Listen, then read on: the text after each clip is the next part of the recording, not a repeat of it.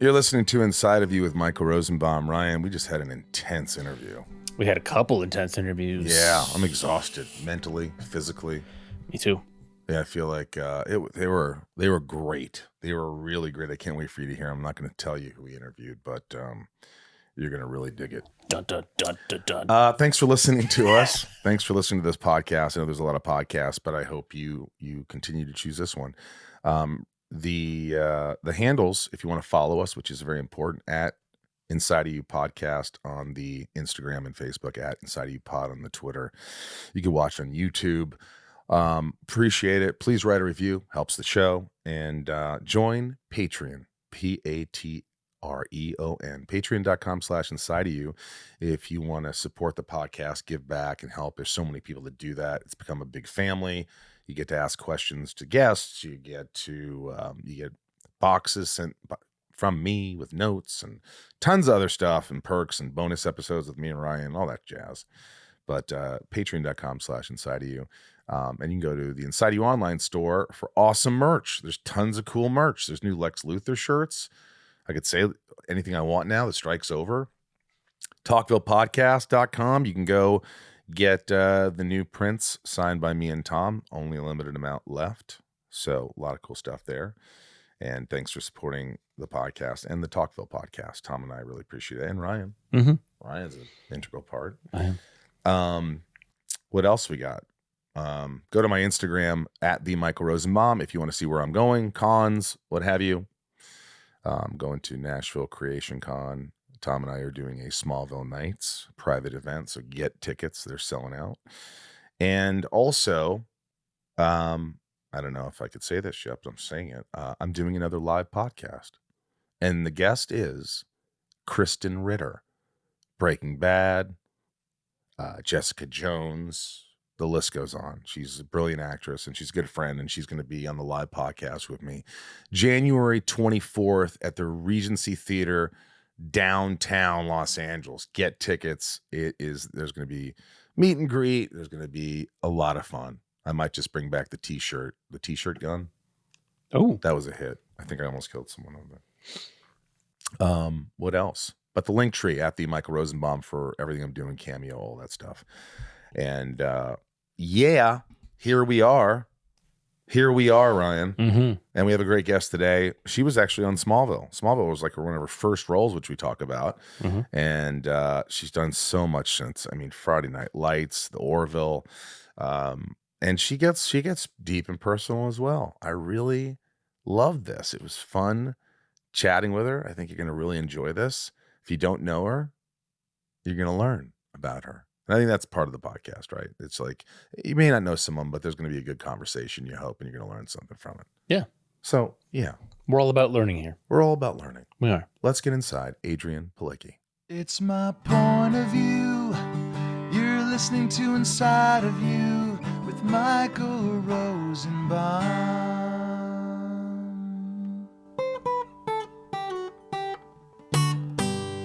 Inside of You with Michael Rosenbaum was not recorded in front of a live studio audience. You know, we reunited at a con. I hadn't seen you in a long time. And you were so sweet and fun and just a pleasure to be around. I was like, oh, like I felt like, oh, sometimes you see people and you're like, oh, you know, the industry got to them.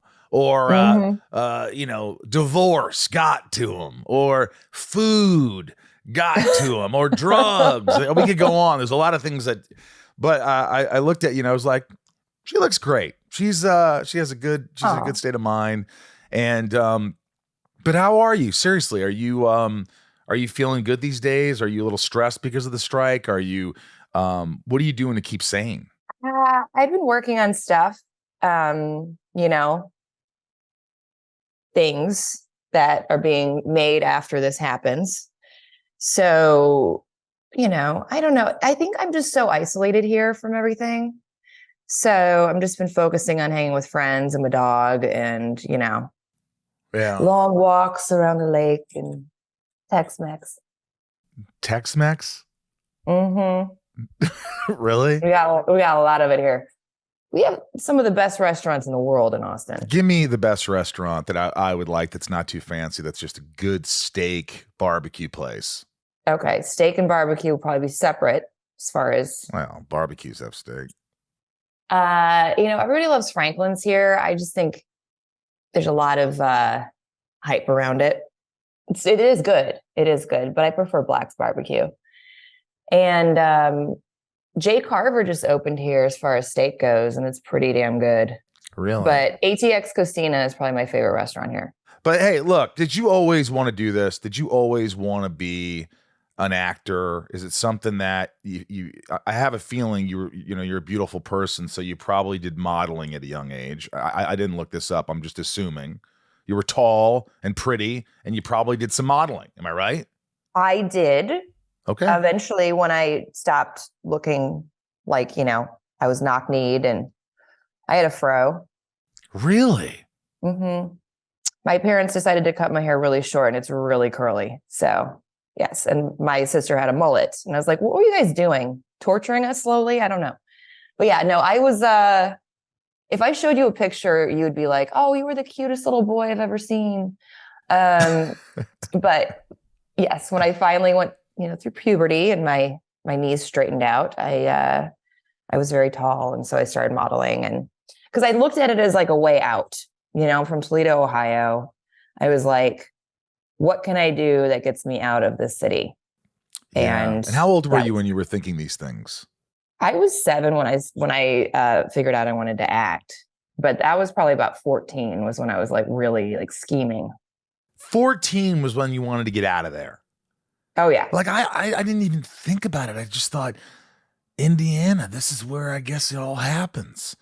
This is the world that I live in, and I'm never going to leave it, nor do I think I should, because what's out there? I've been to my grandma's house in New York, and it's a big city, but it's amazing that you had that much, that feeling at such a young age to want to get out of there. Don't you feel like that's a little weird? I mean, yeah, I don't know. I feel very lucky because as hard of an industry as it is to break into and stay in it, like, at least I knew what I wanted to do. But the thing that sucked about it too is like I was 14. So I had so many more years to go before I was actually able to leave it. So I just had this angst all the time. I was like, I got to get out. I got to get out. I got to get out. Yeah. And then did you get into like drugs or alcohol at a young age? Were you ever into that stuff like in high school? No. Oh, I was so type A. I was a straight A student, National Honor Society, drama club. Wow. Opposite of me. I was I didn't lose my virginity until I was 18. Me too. I remember coming back from LA and I dyed my hair black. I had tattoos. I'd had sex. I was smoking a cigarette, and my sister goes, "Oh, thank God." She was like, you were such a straight arrow. And yeah, I just kind of went the other way. Wow. I guess sometimes that happens, like, especially in the industry, you look like, for instance, I remember seeing this actor. You say actor now. We don't say actress, correct? I don't know. I always still say actress. Okay, good. So we'll say actress today. But I remember seeing her and going, oh, she's so cute. She's so sweet. That's the kind of girl next door. I like, And then I met this person, hung out with this person, and they did everything in their power to destroy that sweet, cute, wholesome girl. I'm going to pole dance. I am going to rat-a-tat-tat because I never hesitate to put a fool on his back. I am going to be like have an attitude. It was just like, I was like, snort cocaine off a hooker. Well, I don't know about that. That's you went over the line on that one. But did I? No, you didn't. But so I understand what it's like to kind of fight that side of you that you're like, oh, I'm the nerd. I'm this in high school. I couldn't get, I didn't get any action. And now I have a chance to get out and explore and be dark and have a cigarette. And like, I think you have to go through that, don't you? Absolutely. Absolutely. I'm going to be honest with you. I was just more afraid of getting knocked up when I was younger. because I was like, I wanted nothing to keep me in Toledo. It's a great place to be from, by the way. Yeah. It's also a great place to leave. You don't have to be sorry I think for I was wanting just to leave. more afraid of that. This show is sponsored by BetterHelp. Ryan, you ever feel like your brain is getting in the way of living your best life? All the time. Yeah, I would say so. Like, you know what you should do, what's good for you, but you just can't seem to do it. Oh, yeah. Yeah. Therapy helps you figure out what's holding you back, so your brain can work for you instead of against you. And this is what happens with therapy. You have all these things bottled up, and you need to let them out, and you need to talk to a professional. It really, really helps. Therapy is a great way to learn positive coping skills and how to set boundaries. It empowers you to be the best version of yourself. And it's way more convenient with BetterHelp. It's entirely online and designed to be convenient, flexible, and suited to your schedule. Just fill out a brief questionnaire. It took me like a minute. It's so easy. Even I can do it. Then you get matched with a licensed therapist. Switch therapists anytime for no additional charge. Seriously, it's not uncommon. You meet someone, you're like, I want to try someone else. It's easy, just like that. BetterHelp is truly the best way to make your brain your friend. Give it a try. Visit BetterHelp.com/inside today to get 10% off your first month. That's BetterHelp, HELP.com/inside. Inside of You is brought to you by Discover. If you like using debit over credit, don't you think it's time you also get rewarded? Well, now you can with Discover Cashback Debit. It's a checking account that rewards everyone with cash back on everyday purchases. Plus, there are no fees, period. We're talking date nights, thrifting the latest trends, nights out with your friends, and it's now earning you cash back with Discover Cashback Debit. Check out eligibility and terms at discover.com/cashbackdebit. Discover Bank, member FDIC. Were you close with your parents? Mm-hmm. Still close with my parents. Still close with your parents. They still live there. I don't know why. My sister lives in Houston. My brother lives in Seattle. It's just not easy to get to. You got to fly to Detroit. There's a drive. It's a whole thing. Wait a minute. Why can't you fly to Cleveland? Because Cleveland's way further than Detroit. Toledo and Detroit are like this. They're like. How far is Toledo from Cleveland? From Detroit. Detroit from Toledo. It's about 30 minutes. Oh, that's not bad. It's just 35. So it's a direct flight and a quick drive. Mm-hmm. That sounds like hell, though, to you. Mm-hmm. How often do you go see your parents? I was just there. I was actually just there for like 3 days. And that was perfect. You know? It's like my dad and I Tight. He's my buddy. Right. And then my mom and I'm like 3 days is perfect. What is it about your mother that drives you crazy? Because I could talk about mine too. Oh my God, her anxiety. It is like, she will find things to worry about. Oh, It is unbelievable. I've never seen anything like it.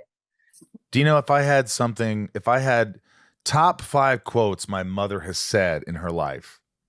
Number 5, I'm dying. Number 4, your father's an asshole. Number 3, I just can't deal with it anymore. I can't. Number 2, I need money. And the number 1 answer, I don't know what number 1 would be. I should have kept number 5 as number 1. Yeah. They're all pretty good. But yeah. she's always got anxiety. She's always dying. Her knee is in pain. She's like, I'm dying. I'm in agony. I go, Mom, I want you to look up the word agony. Are you in fucking agony? I've had 8 spine surgeries and I'm not in agony. Am I in pain? Do I have pains? Yes. Uncomfortable? Yes. Do I have discomfort? But I'm dying. I can't deal with it anymore. I go, Mom, you have been dying since I was born. And that's the truth. So it's hard. It is hard to be around. Like you said, 3 days, 2 or 3 days. I love you, Mom, but I'm fucking out. Mm-hmm. I'm going to lose my mind. Yeah. I might kill you. Yeah. And I don't want that. You know? No, you don't want to kill your mom. That would be bored. Ryan? So, Ryan's close Yeah. with his family, but no, you're close. Your mom drives you crazy. You love her. You're close with your parents, but it's like, yes, I get it. I get it. Did you ever think when you started modeling and you were doing all these fun things, did you ever think, I'm going to make it? I'm going to be an actor. I'm going to be known. I'm going to be famous. I'm going to make money. Did you ever think like that? I did. Good for you to say that. And of course you're young. So you're like, I'm by this age going to get this. By age 28, I'm going to have an Emmy and an Oscar and all, you know what I mean? Of course, it was like this thing. By 30, I'm going to be married. It's like all of these, things. And then you get in the real world and you're like, that's not how this works. Yeah. And I really weirdly, when I first started in Hollywood too, I had this version, of course, because it was like, the time of before cell phones, it was the time of photographers following you around and shit like that. So it was like, I had this weird thing in my head was like, well, if you don't have photographers following you around, then obviously you're not successful. It was just this really weird, I should be like Lindsay Lohan, but nobody wants that. But that shifted. I mean, that shifted when I was like really working and going, I like to do this. And I also like my life. That's why I live in Austin. You know what I mean? So you stopped you weren't chasing fame anymore. You were just enjoying the moment. Yes. And it took me some time to get there, though. That takes time because you kind of revel in it or whatever. You kind of just want to be noticed and have attention and things that I didn't get as a kid. And all of a sudden you get that and you realize it's kind of just comes and goes and no one really cares. But I still like getting recognized. It doesn't faze me, but I still go, that's cool. That's nice. No, there's definitely an appreciation. appreciation for it. Absolutely. It just doesn't define my life anymore. Because that's the thing too. I mean, I know you guys are in LA, but that's what I don't love about it is the incestuous nature of the city, that every single person pretty much is in one industry. It's like, even if you're a lawyer, you're, working for a studio or so everything's measured. Everything's a dick measuring contest, right? Yeah. Oh, I went on this audition today. I got this. You know what I mean? All your friends, you're like, you start to really have a lot of self-hate because you're like, I'm measuring myself based on other people and their successes, Yeah, I get that. I think that, for so long, it's like when people come up to you and they're like, hey, so what's new? And for so long, it was like, oh, well, I got this going on and I got this going on. And I think this is going to happen and I'm probably going to do this. And you just had to always feel important. And now, I swear to God, everything has shifted where people are like, hey, what are you up to? I'm like, you know what? I'm just enjoying life. I'm just enjoying whatever I do, trying to have an element of fun in anything I do. I'm just trying to be, present. You have a large body of work and you're still very young, but you've done so much. I do want to just briefly talk about when you were on the show that I was on where I played the bald guy.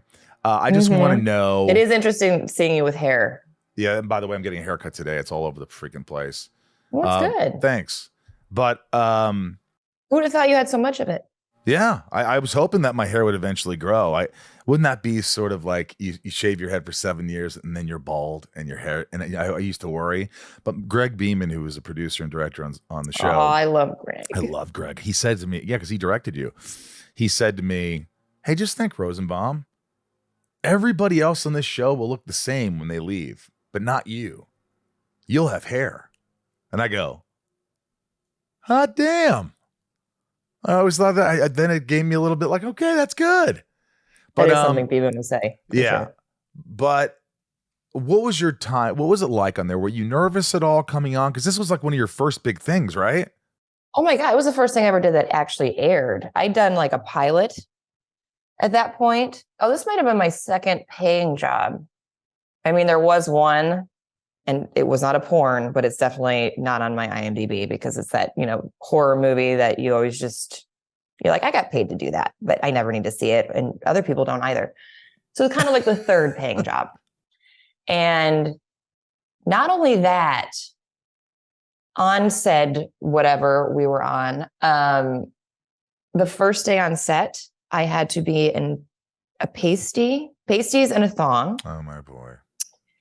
walk through the woods in Vancouver. And I want to say it was like October Gracious or November. Lord. It was Gracious. freaking cold. But I was also like, hey, crew, here's me naked, including, Tom, who had to open the door and like literally was looking anywhere but at me. He was so He was kinda uncomfortable. awkward, yeah. And by the way, every crew member to this day says it was the best day in the history of their filmmaking.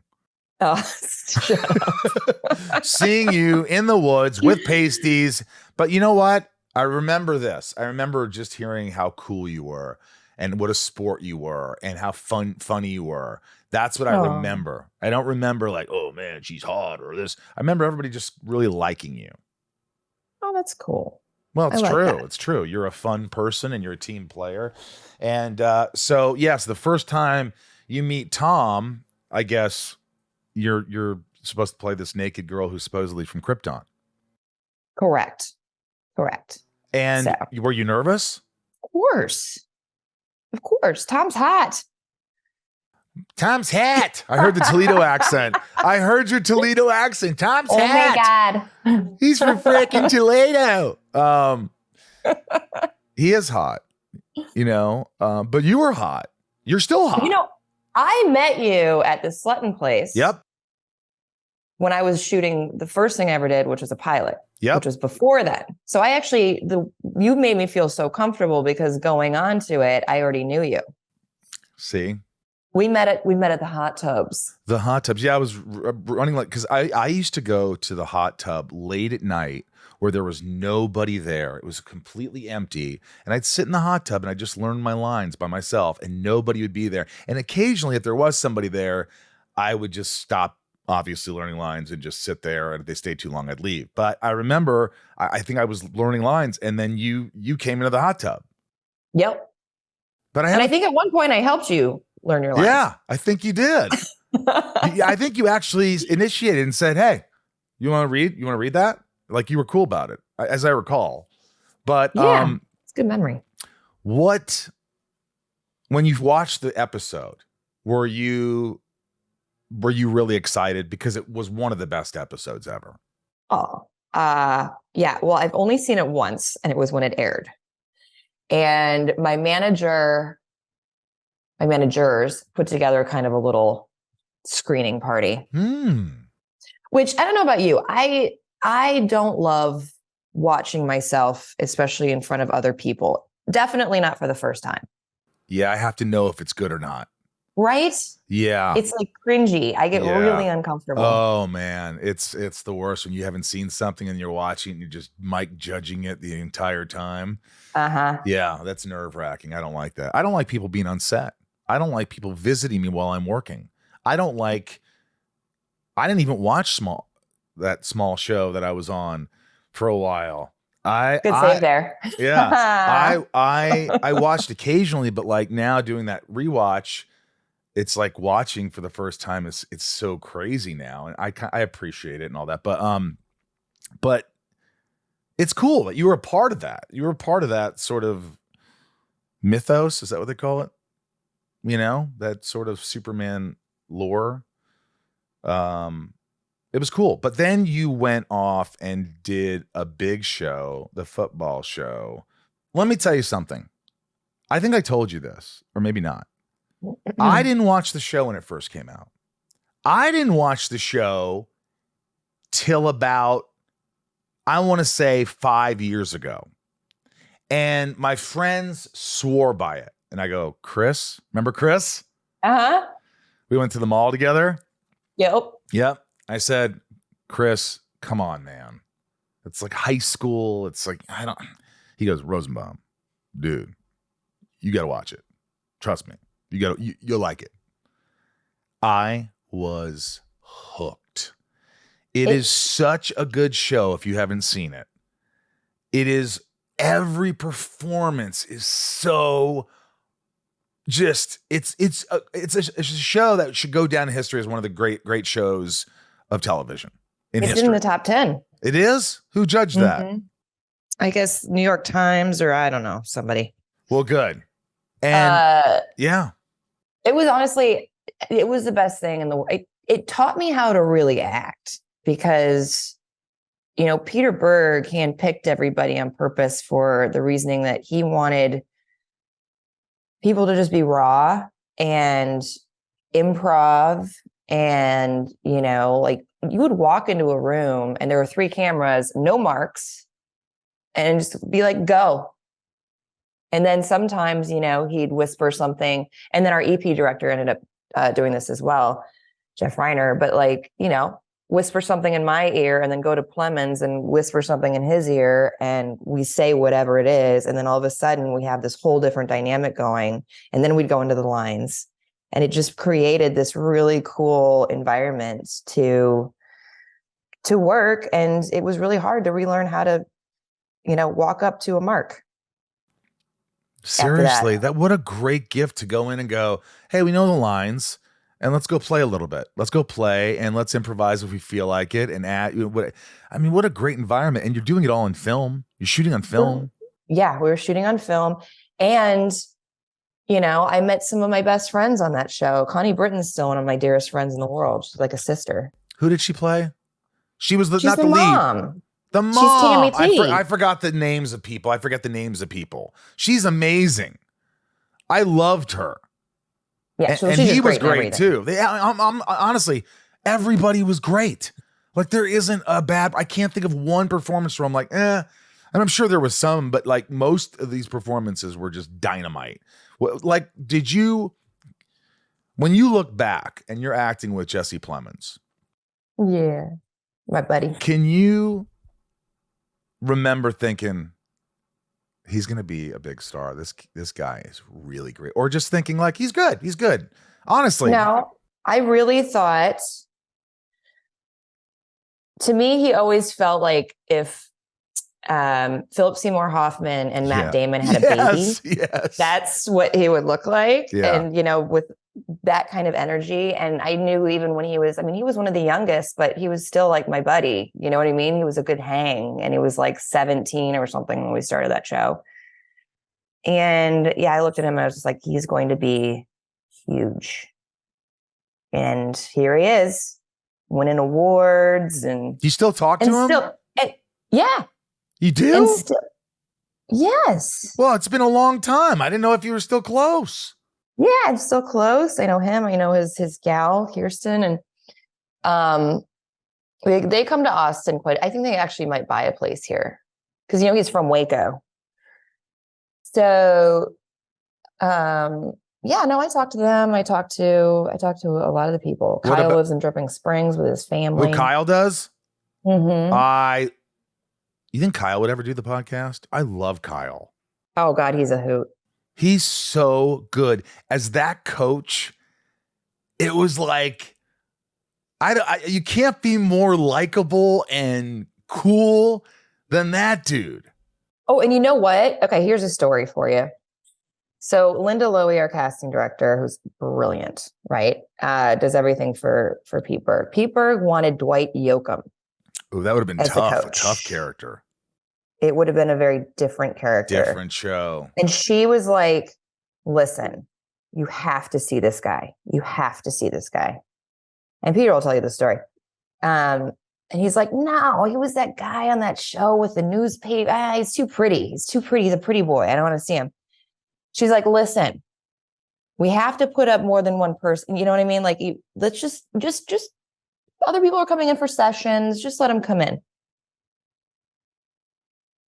And his hair was exactly how his hair was on the show. He took off his ball cap and he's like, hey, how y'all doing? Okay. And he just looked like he'd had like too many beers the night before. And he was just, his hair was like this, just awry. And Peter was like, dude, I'm sold.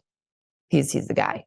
He's the guy. Because honestly, I don't know that show would have been what it was if it had been somebody other Dwight than him Yoakam, and Connie. I love Dwight Yoakam, and he's a great singer and he's a great actor. But Dwight Yoakam is good for a supporting character in a show, not the lead fucking coach.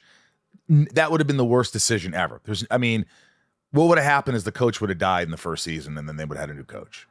Yes. Well, this is why we also have casting directors. Now, you've done all these shows, and you're doing one now, and it's, it has to deal with space and a ship. No longer doing that. That got canceled? We only did 3 seasons. Is it not going anymore? I don't know truly the answer to that. I think that there's the talk that it could possibly be something that certain people want to do. But it's a really difficult show to shoot, man. It is.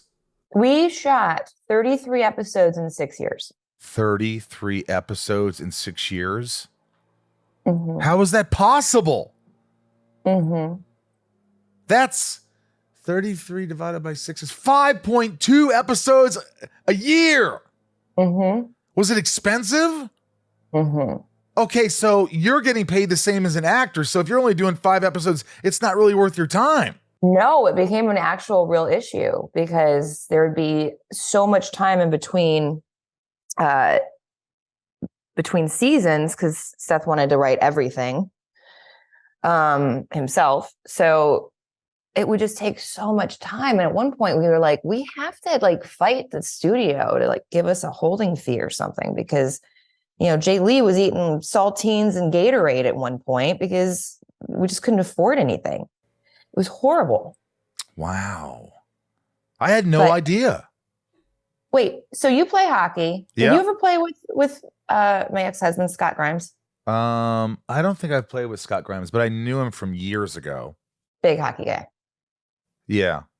Also met on that show, which is great. He's still one of my best friends in the world. So you're still friends after you got divorced? Yeah, he just texted me right now. We're planning on probably going on a trip. That is unbelievable. How do you get married and then immediately get divorced and still are best friends? That doesn't make sense.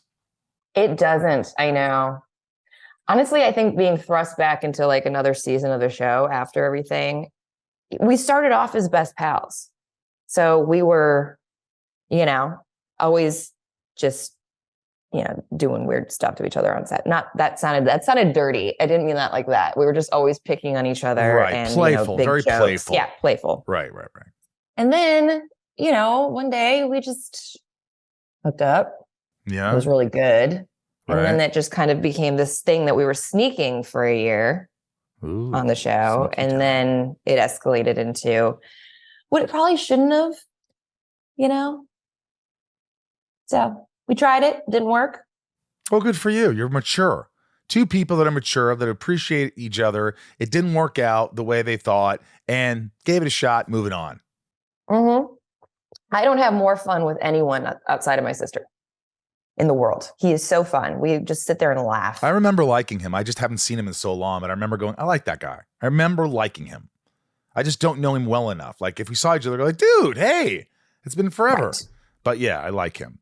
And I love that he loves hockey because I'm a big hockey fanatic. So you don't want to talk about the Orville anymore. That sounds like you just don't really want to talk about that. No, I loved it. Did your character die? No.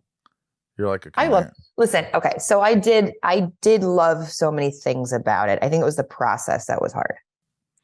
The process was difficult, but I love the people I work with and I love the crew. They're my family. But it was just too hard. It was taxing. It was taxing. For what you got out of it, it was a lot of work for little. Do you ever get starstruck? Is there an actor that you have worked with where you're like, oh my gosh, I can't believe I'm working with this, and it's kind of going to interfere with your work, and you're just like, I'm not going to let it interfere with my work, but you're a little bit enamored? Yeah. Who? Carrie Elways. Really? From Princess Bride? That's why, because that's the movie that made me want to be an actor. Did you tell him that you were starstruck? I did eventually, of course, because he loved to tell stories too about people. And but what I was doing was a pilot, and my character was the main person. And did David E. Kelly have anything to do with it?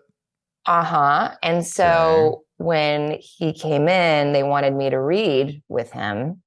And I didn't know that he was coming in. And when he walked in, I was like, I just looked at the casting director. I'm like, you have to read because I don't want to blow this for him. And oh my God, I'm so nervous. I was shaking. I was like, I don't even know what to do right now. And he, by the way, maybe the nicest human in the world. You know, I was thinking, what about working with Jensen Ackles and Jared Palicki? Did you enjoy that? Were they fun to work with? Those assholes. I love those guys. And by the way, they live here. Yeah. You know? Yep. Yes. No, they're fantastic. And honestly, I'll say that when I did the Show initial thing, the first episode, I was really bummed because I was so aware of the fact that I wasn't coming back to the show because we had just such a great time and everybody we were still kids, you know, especially Jared. He was a baby. Yeah, he was a baby. So, yeah. Talk to me about having to deal with, I know you've talked about it a lot, but like this show, we deal with mental health, we deal with all sorts of shit. And it really helps people. And I know that you have dealt with celiac disease and it's real, right? Mm-hmm. Like it's real. I don't think people quite understand, you know, some people are like, oh, I don't eat gluten. And people are like, oh gosh, gluten, you know, here we go with the gluten thing. And I'm like, first of all, I'll say when I don't have gluten and I don't have dairy, I feel significantly better, significantly. Yeah. So tell me exactly what it does to you and what happens when you do take things you're not supposed to take or eat. Okay. Well, I found out when I was in Texas doing the thing about football. I got really, really, really sick. Connie and I would go out and eat every night. And it was just, you know, whatever was amazing, which is everything here. And I just started to get like really bad stomach pains, like almost like I feel like I might know what being shot feels like. Whoa. Like I would have pain pills that, I mean, I'd be driving and I would be writhing in pain on the side of a road for sometimes an hour. And it was never consistent. And then I started dropping a ton of weight and I had this belly. Sleeping 14 hours a day, still didn't feel like I was sleeping. And then the really freaky thing was I couldn't walk up a flight of stairs. I was so out of breath. So I finally went to the doctor and he gave me a blood test and I had absolutely no B vitamin. I was so anemic. I was like 0.001 away from needing a blood transfusion. No vitamin D, anything. So it looked virtually like I was anorexic. You know what I mean? Did he ask you that? Yeah, he asked me all the questions. I mean, again, too, I'm like really thin. I'm like, you don't understand how much I eat. And it just, I don't know what's going on. So he tested me for a million different things. And I had already kind of self-diagnosed at that point when I was younger, because I always had tummy issues. And I hadn't eaten like anything carby. I always did really well on that. So I was just like, you know, would you just test me for celiac? He's like, you're supposed to be born with that. If you were born with it, you'd be 4'2". And it's just an old school way of thinking. And I'm like, just listen, you're already testing me for MS and all this other shit, you know? Sure enough, the thing that came back positive was celiac. And you have to go to a gastroenterologist. It is a whole thing because you're like more susceptible to like colon cancer and all those things. But yeah, it's a real thing. And so it's ultimately a malnutrition disorder because it kills the villi in your intestines if you have celiac and you can't absorb nutrients. So this is why you feel or felt the fatigue, why you weren't gaining weight, why you weren't having the strength to go up the stairs. It was because of this. Yes. And what did you do? How hard is it to get on a specific diet and stick to it? In the beginning, it was hard. I mean, it's so easy now. Like everybody has a gluten sensitivity or allergy or whatever. And like most places have gluten-free, you know, shit. Austin always did. Even when I was first diagnosed, they had a bakery. But it was the sauces. I kept messing up because I didn't realize that it's like literally in every sauce. So that became kind of a, you know, touch and go thing. So it's really hard for people to start on that, but it's so easy now. And sometimes the stuff tastes better. Explain how long it took before you actually go, wow, I feel like a different human being now. It was a month. I remember the moment that was like, oh, is this what feeling good feels like? Wow. Did you feel while you had it? I'm asking these questions because I notice when I have gluten, I feel like shit. I'm dragging. Oh, I know I have it. I'm dragging. I'm just tired. And what about your aches and pains? Did you feel like everything was Yes. inflamed? That's why it's an inflammatory. That's why they encourage people like with cancer to not eat it, that and dairy. You know what I mean? It's such an inflammatory. My sister moved in with me in LA and I have a gluten-free household. She still ate every night either rice or pasta or some kind of potato, cut out gluten, but she would just make gluten-free pasta, whatever. Every night would eat carbs. She lost 100 pounds in a year. She lost 30 pounds the first month. By just not having gluten, really? Yep. That was it. Well, what if you don't want to lose weight? Eat whatever you want. Exactly. If it's gluten-free. I mean, that doesn't mean it's healthy. You know, you can still eat really bad for you gluten-free food. You know, I urge everybody just to, if you're like me, when I don't, like I said, if you just take like a month off of having gluten, just make sure you just don't have gluten or dairy. Just and write down how you feel on day 1, how you feel on day 14, and how you feel on the last day of the month. And I bet you everything that you're going to notice a huge difference in your energy levels, in you're not going to be as tired. You're not going to have as, I'm telling you, but for some reason, it's so hard for me to not, when the boys are around, have a couple slices of pizza, have whatever, dairy, and just enjoy life. But I'm like, well, you're feeling like shit though. Is it worth feeling like shit for 2 minutes of going, oh, I feel this is great. Yeah, no. Especially when there's something else you could eat that's similar. You could have a piece of pizza that's gluten-free. That's just as good, and you don't feel that way. Yeah. It's just not as convenient. Like, you know, going on a long drive is difficult sometimes. Yeah. But do you feel substantially better now? You feel great. I feel amazing. If I have it, I know. I usually will turn like the fuchsia. And then I pretty much have like the stomach flu for that day, 1000%. And sometimes it'll last up to 3. Wait a minute. Even if you have a little bit, that's what your body does. The worst for me is soy sauce. Soy sauce. You can get gluten-free soy sauce.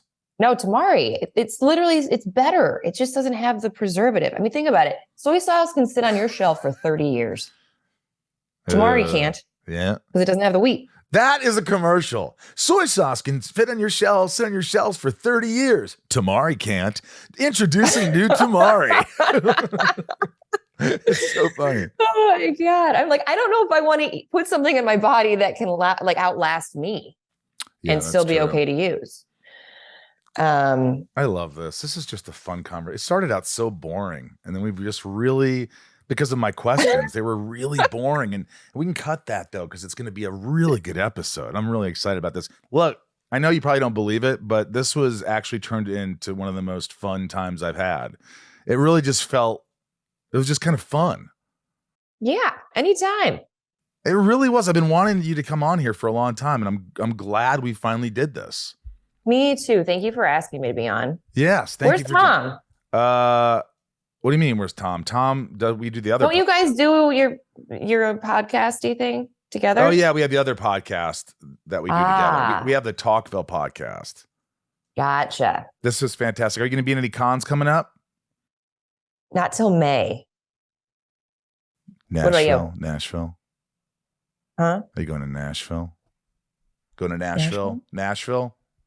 When are you going to Nashville? I don't know. I think June or something in next year. I don't know. No, I'm going to Nashville this year. I'm going to Nashville in December. All right. Yeah. Well, I hope to see you soon. I'm gonna just text you regardless. Yes, please. And come to Austin, and I'll text you when I'm back in LA. I would love that. It's nice to know I have a place to stay in Austin. Absolutely, you do. Love you. Love that girl. Thank you for being on the podcast. It's taken a while, but you took time out of your busy schedule. I mean, there was a strike.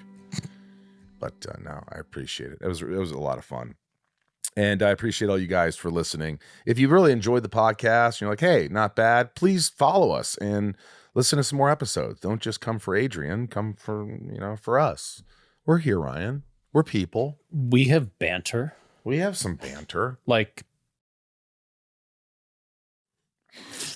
not very good banter, obviously. I just thought it'd be funny to just do a really long, awkward pause. Long, awkward. We do. Yeah. And make sure if you want to give back to the podcast in more ways than one, you can go to patreon.com/insideofyou. I'll send you a message. Thanks for joining. And you could really help the podcast. Believe me, it's up to the patrons who really support the show to keep it going. So thank you. And if you missed anything, listen to the intro, or you can go to my Instagram at the Michael Rosenbaum. Linktree has everything I'm doing, cameos, all that stuff, all that jazz. Right now, why don't we get into it? This is the top tier patrons. These are the people that are on the top. They give the most to the podcast, and doggone it, they get their names shouted out. So here we go. Top tier patrons, go to patreon.com/insideofyou. And here we go. Nancy D, Leanne Kristen, Little Lisa, Yukiko, Jill E, Brian H. Just saw him at the Depeche Mode cover band thing. Ray's Depeche Mode convention. It was fun. Nico P, Robert B, Jason W, Sophie M, Raj C, Joshua D, Jennifer N, Stacy L, Jamal F, Janelle B, Mike E, El Den Supremo, 99 more, Santiago M, Chad W, Leanne P, Maddie S, Belinda N, Dave H, Sheila G, Brad D, Ray H, Tabitha T, Tom N, Talia M, Betsy D, Rhiannon C, Corey K, Dev Nexon, Michelle A, Jeremy C, Brandy D, Joey M, Eugene, and Sweet Leah, Corey, Angela F, Mel S, Christine S, Eric H, Shane R, Andrew M, Amanda R, Kevin E, Stephanie K, Jor L, Jammin J, Leanne J, Luna R, Mike F, Stone H, Brian L, Jules M, Kendall L, Jessica B, Kyle F, Marisol. Hi, Kyle. Hi, Marisol. Hi, Jessica. Hi, everybody. Marisol P, Kaylee J, Brian A, Ashley F, Marion Louise L, Romeo the Band, Frank B, Jen T, Nikki L, April R, Randy S, JDW, Oral P, Ginger Insomniac, Rachel D, Lorelei L, Melissa H, Nick W, Stephanie and Evan, and Charlene A, or Charlene, but it's Charlene. Thank you for being a supporter of the podcast and helping this podcast. Couldn't do it without you. We keep doing it because of you. So as long as you guys are here, I hopefully won't be going anywhere. Thank you. And from my heart, I'm Michael Rosenbaum from the Hollywood Hills in California. I'm Brian Tails. Little wave to the camera. Thank you, guys. Be good to yourself. And all my love to you. I'll see you next week. Hopefully you'll tune in. Thank you.